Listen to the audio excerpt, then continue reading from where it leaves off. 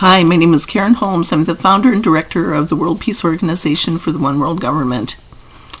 Happy 4th of July. I am sitting here today with a copy of the Declaration of Independence, and I wanted to just remind people that the Declaration of Independence is help to end tyranny. Let's say, well, that's the topic that I wanted to talk about today, is how to end tyranny. We're in a situation right now where our government is becoming tyrannical, and there are people after the insurrection who said, or during the insurrection said, the revolution has started. So what they're doing is they're seeing the idea, the people from the insurrection are seeing the government as being tyrannical. The tyranny means basically unstoppable, that it's going to be something where they have no control over it. They're saying this is the, one woman said as she was breaking it, this is the people's house. We are the people. Okay, so they're looking at the government as being tyrannical. Okay, it's the government, the U.S. government isn't tyrannical, but there is evidence of it that it is. Now, I'm going to look at things from different perspectives, but I'm going to talk about the end of tyranny, how our founding fathers and parents, let's say, ended tyranny by creating a new government. So that's what we're looking at here. We hold these truths to be self-evident, that all men are created equal, that they are endowed by their Creator with certain unalienable rights, that among these are life, liberty, and pursuit of happiness, that to secure these rights, governments are instituted among men, deriving their just powers from the consent of the governed, that whenever any form of government becomes destructive of these ends, it is the right of the people to alter or abolish it and to institute new government, laying to its foundation on such principles and organizing its powers in such form that to them shall seem most likely to affect their safety and happiness. Prudence indeed will dictate that government being established should not be changed for light and transient causes, and accordingly all experience hath shown that mankind are more disposed to suffer while evils are sufferable than to right themselves by abolishing the forms to which they are accustomed. But when a long train of abuses and usurpations, pursuing invariably the same object evinces a design to reduce them under absolute despotism, it is their right, it is their duty to throw off such government and to provide new guards for their future security. Okay, so rather than to just take all those insurrectionists and put them into prison and to tell them that they broke the law, which they did, I'm going to look for just a minute at what happened yesterday with the foreign fighters who are coming in, and with the idea that just acquitting Donald Trump for Russia's interference in our elections and the Ukraine, and let's say the reason that the Ukraine happened was because Donald Trump, if he was undermining Ukraine, would be giving Vladimir Putin the opportunity to go into Ukraine and take control of their oil reserves and control of Crimea. Okay, so if that's the case, then Russia is infiltrating into the United States. And the same thing happened with the Russians when they were infiltrating into the NRA. So if Russians are behind this, we have a very bad situation here in the United States, because if the Republicans and the Democrats start fighting each other with guns, what will happen is Russia will come in and take over. Okay, Russia will take over, other countries will come in, and we'll basically be Syria, or we will be Georgia or Ukraine or any of those other places, and we won't be able to, our democracy will be over. So this is where people were back at the point of Stonehenge when it was vandalized. There was an attempt to take over the area because it was lucrative and it had resources and it had managed to function on a very high level. This is what happened with the Jews in before World War II with the Holocaust. They had managed to create a sense of abundance and prosperity, high living and functioning on a high level. They had art and they had music, and they had sophisticated parties, and the Germans after World War I were still kind of reeling from the total cost of the war, World War I. Okay, so now what we have right now is we have kind of like a deadline then, a ticking bomb kind of thing that is going to go off when our country becomes undermined. So the tyrannical idea is unstoppable, is that, let's say we have this schism in our country, and it's happening all over the world. This is happening in every country. So the genocide that started as the Iraq War is hitting every country now, every individual, right down to the individual level. We can't say in America that, well, it's happening in Africa, it's happening in Eastern Europe, it's happening in Asia. We don't have anything that we can do about it. We can't go in there. But now it's happening in the United States. And genocides are, what we did in Iraq was perpetrate a genocide, and now it's hitting in the United States. It's hitting everybody. So for to end that idea, for us to defend our democracy, we have to do what it says in the Declaration of Independence, and we have to come up with a new form of government that guarantees to everybody their chance to end tyranny. Okay, so what are the things that people don't like about the government? Let's say that the Republicans look at the government. Whenever the Democrats stand on the principles, it affects the financial support and security of the Republicans. Okay, the same thing happened in Cuba. Whenever Fidel Castro stood up and said something, Raul Castro got worried because they each had a different idea about where power comes from. Where does power come from? So Fidel Castro stood on the principles in Cuba, the revolution, all these ideas. Raul was looking at money, equating money and power. So whenever Fidel Castro said something, Raul would get nervous.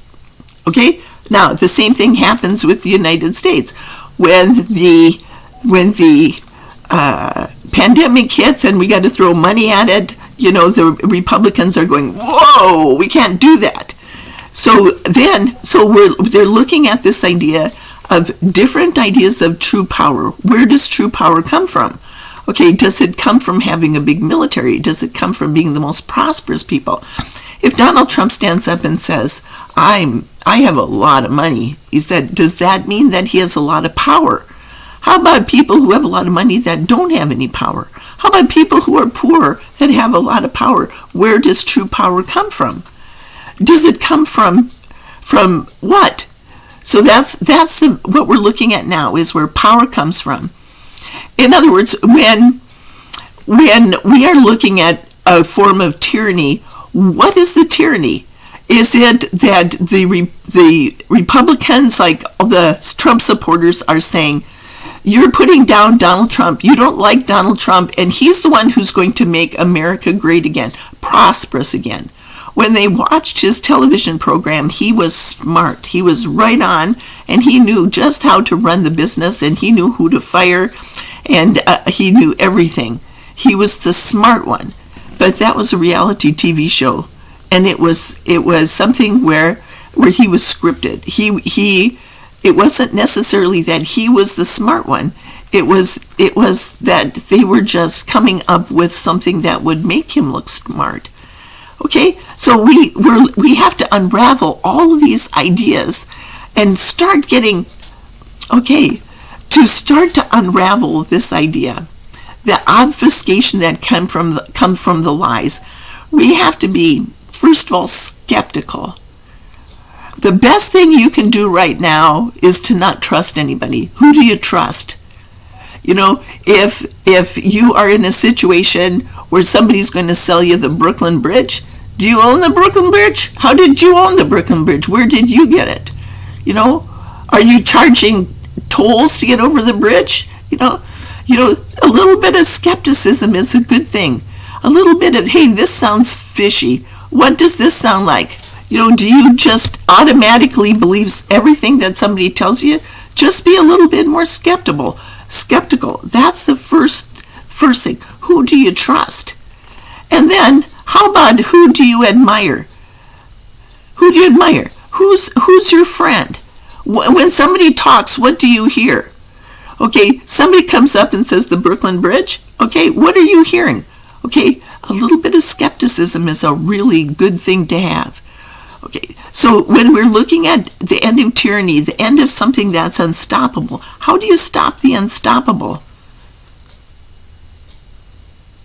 Well, let's say that our founding fathers did a really good job because King George III was tyrannical. He was becoming really tyrannical. He was controlling the colonies.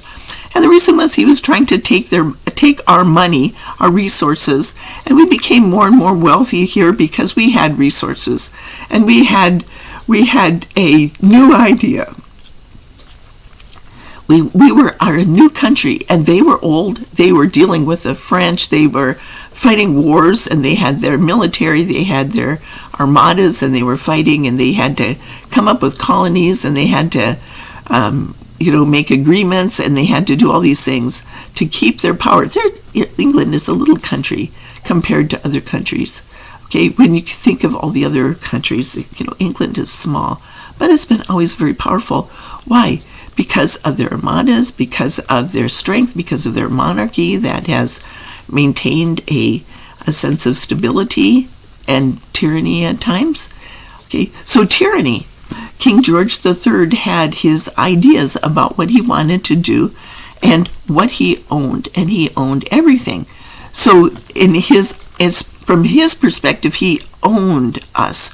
We were an owned colony there, and he had the right to do what he did. They put governors in places, and then they were in charge of us. They didn't give us our rights. We had to follow English law. Now so now what happened is we have to come up with a new form of government that, let's say, when you're in a situation where you have tyranny, you have to understand that all men are created equal, that we all have our unalienable rights. So let's go right down this list here and say, okay, what are unalienable rights? I've talked about this idea about the light source principle and our unalienable rights, and my letter to the Supreme Court, which talks about introduces God's law back into our legal system. We are created by our Creator has given us, every person on the planet, unalienable rights. So we're all subject to universal law. We are that. When we function based on that, it pegs our country on a very high level. If we are subject to the king's law and the king has life and death over us, that's tyranny. Okay, that is a form of tyranny. When we put ourselves based on God's law, that all people are created equal and God gives us our inalienable rights, that is the point where we start to understand that we have our freedoms, we have our rights because our Creator gave it to us. When you have tyranny, you have waves. When you have the principles of universal law, it counters those waves. So this is where we are now. We hold these truths to be self-evident that all men are created equal. Equality, the principle of equality, is here because it ends oppression. People who are dragged into a war are not equal. One is more important than the other. So for the United States, for example, to be considered the most powerful nation on the planet, we've got the biggest military and the biggest economy. What happens if Russia and China they build a bigger military and they've got ways to stop us, and they have bigger equipment and they're working or North Korea putting most of its economy into its nuclear program. What happens if we can't defend ourselves if they all come after us at the same time?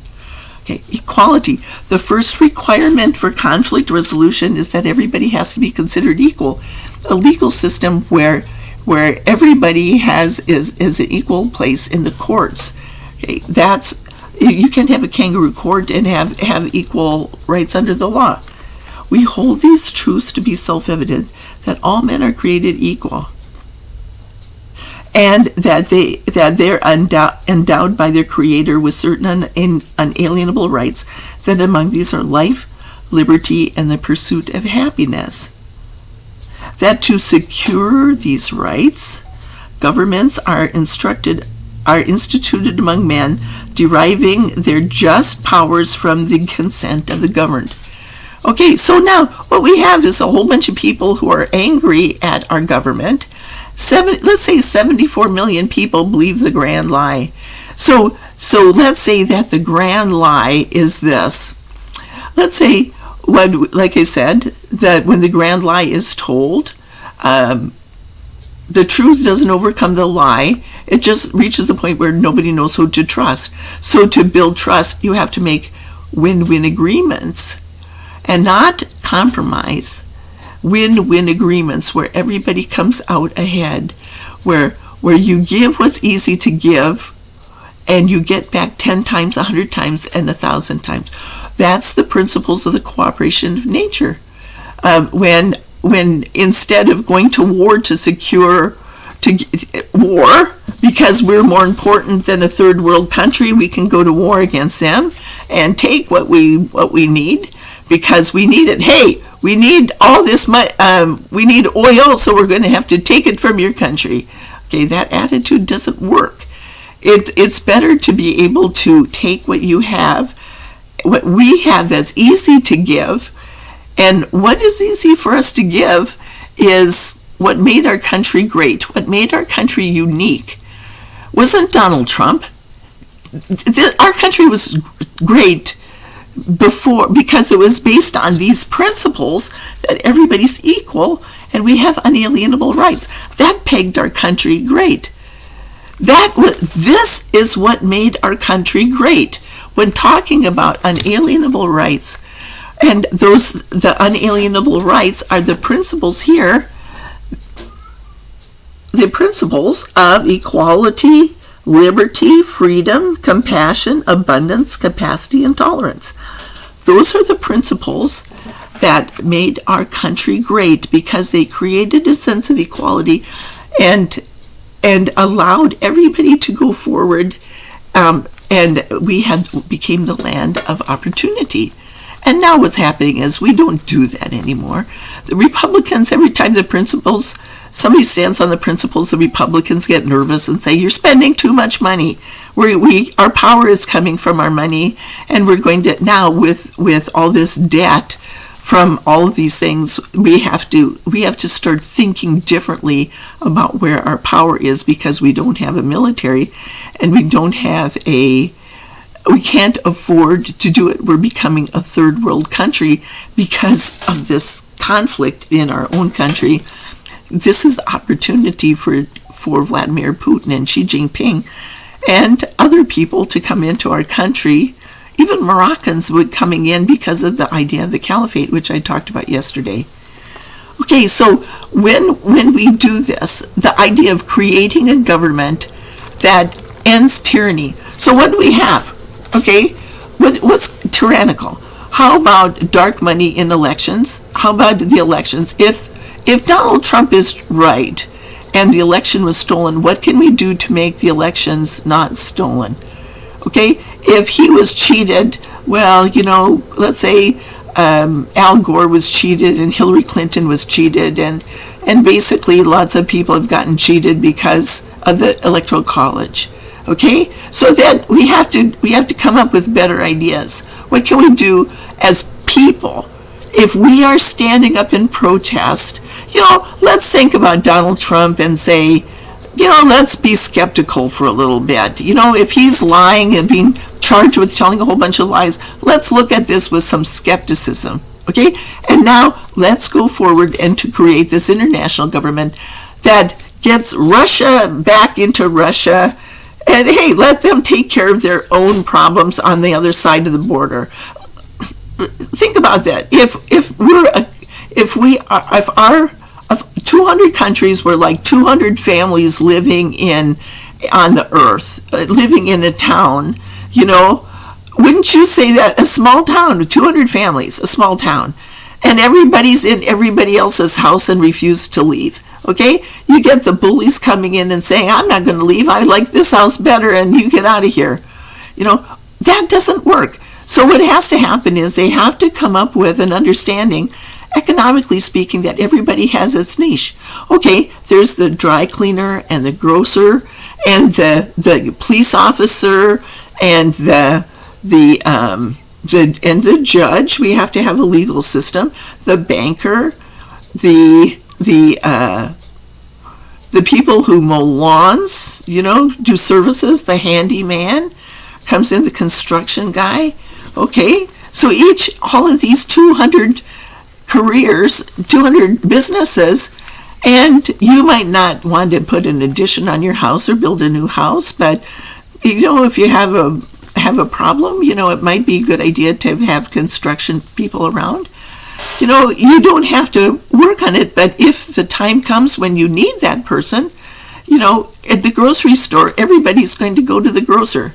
Everybody's going to go to the gas station. So everybody has to have their niche, and then make win-win agreements based on that idea. You can take the farmer, and the grocer goes to the farmer. It all works out. But when one person says, I'm going to steal your house, then the police have to come in and the courts. So it has to be a sense of equality, a sense of conflict resolution, and it has to be that everybody has the right to create their life without interference, and that's one of our unalienable rights. Not so much that we are going to create the life that we want, which is, I want to live in your house, and I'm going to make sure that you are not in it so I can get it. Like that is what, let's say, what happened with the Jews, or let's say the black people were able to create a sense of abundance, like the Tulsa massacre.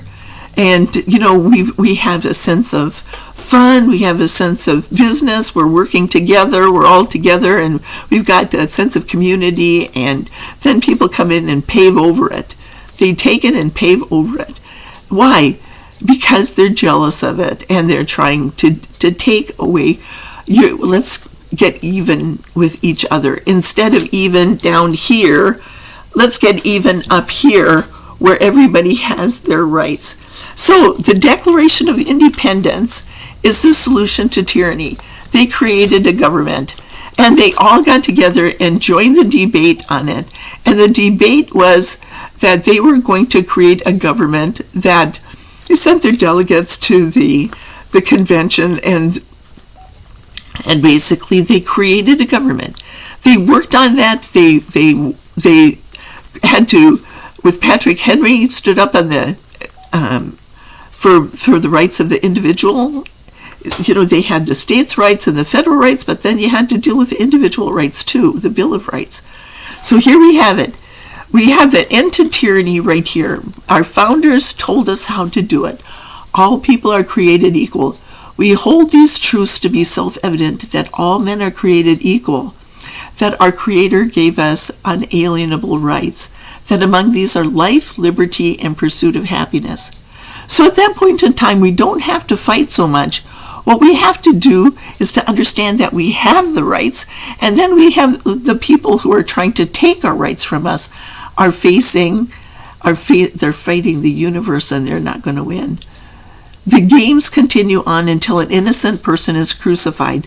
And that's what happened with let's say, Jesus of Nazareth. And he had no government. He was not going to do an uprising against the Romans. Basically, what he did was he in a way, by him being crucified, then what he did was he toppled the power of Rome. And the same thing happened with Saddam Hussein.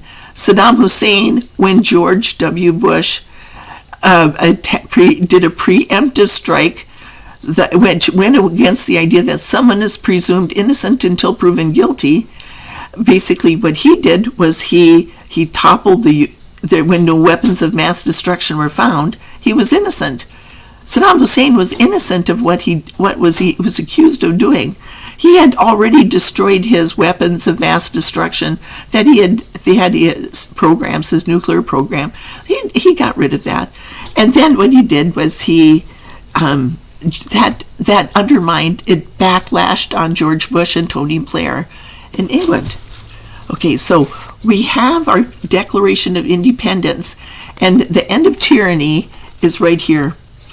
It's right in the Declaration of Independence, what we can do to end tyranny. We hold these truths to be self-evident. Truths.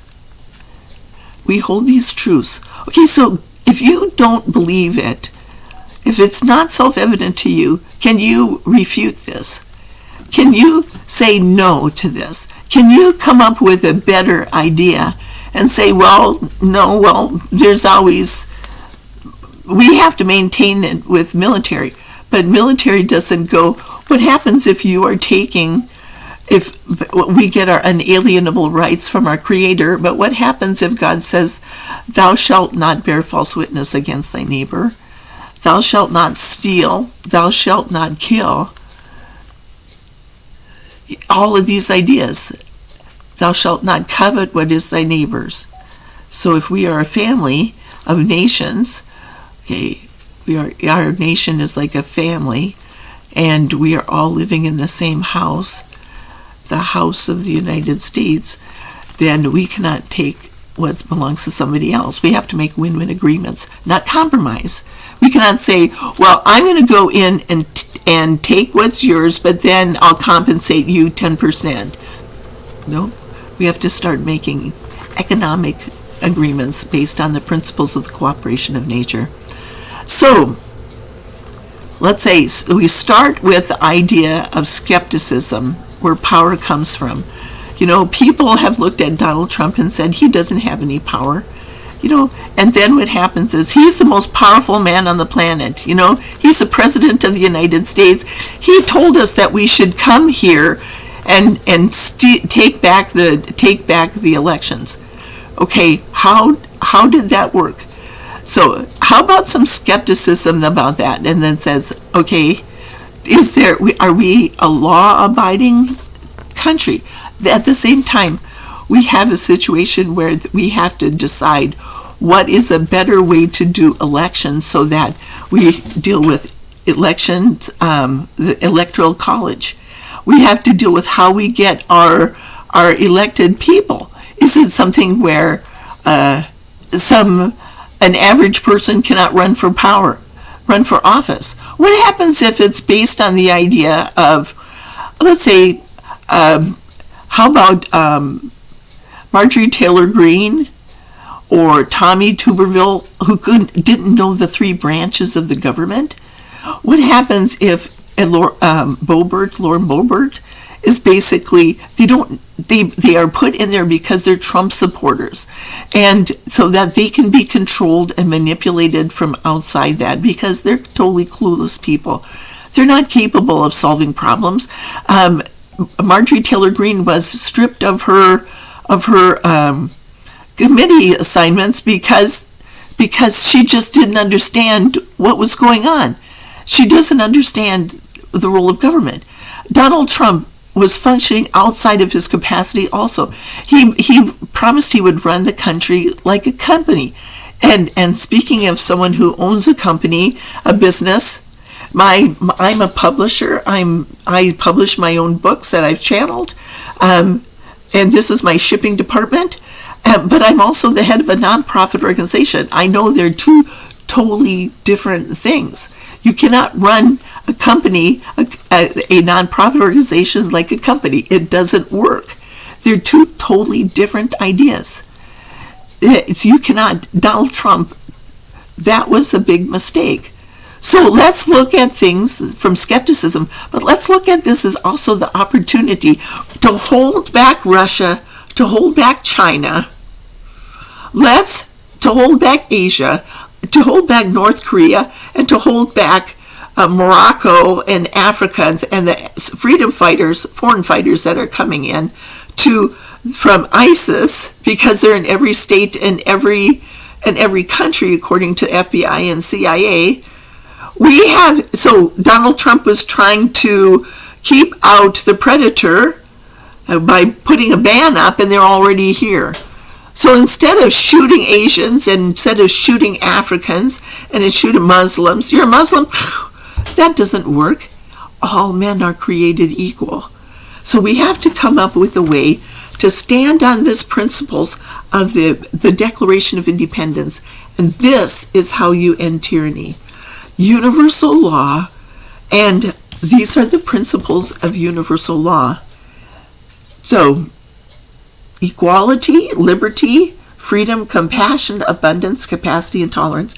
This is how we make it so our world is in balance again and going around and everybody moving forward. Okay, so there's always three levels to the universe: the principles, the power, and the project. When you stand on the principles of universal law, then the application of that is like forming the government. So the international government, the legal system of the international government has to be based on universal law, not Sharia law, not U.S. law, not English law, universal law, based on these ideas. That allows every person on the planet to have our unalienable rights. Okay, then the international government will be based on the U.S. Constitution because it's kept a land of diverse cultures and religions at peace for 244 years. Okay, and then what we have, well, that's the Declaration of Independence. Okay, well, anyway, what we have then is the idea of the application of that is the laws based on universal law and constitutional law. And then what we have is the federal, the international legal system will be based on this idea. And you say, well, why would anybody want to join? Because there's 10 benefits to joining. There's going to be 10 benefits, and in our Iraq our proposal to rebuild Iraq, then basically we look at the benefits to join. But the first people to come in were not the Americans. The United States doesn't want to do this. You know, Obama was interested in it, but Joe Biden is more going straight ahead, relying on the science idea without necessarily addressing the root cause. And people are going down like Donald Trump. We have Obama and we have Donald Trump, but Biden is not necessarily solving the problems yet. He's starting to recognize things, but he still has all those years of being in Congress, being a senator, and the work that he did with compromise and trying to find the middle ground. He's not going to find the middle ground. It's not that, because it's now the power has come to the people, and it's time for the people. When 73 or 74 million people are Trump supporters, they believe the lie, and the truth doesn't overcome the lie. He's not going to have the power that he thought he had. Okay, it's going to be a long haul, but we have now this idea of the international government on a parallel basis. Where are we and we're like reliving the American Revolution right now. Okay, we have the Republicans, the Trump supporters. Let's consider them to be like the rabble rousers that were part of this idea of egging people on to fight during the American Revolution. Let's say we've almost come to the Boston Massacre right now. Things were unsettled. There were a lot of rabble rousers. So I'm going to recommend that you read today the Declaration of Independence, and you find out how to end tyranny and how they ended tyranny and what their plan. This was a plan for ending tyranny.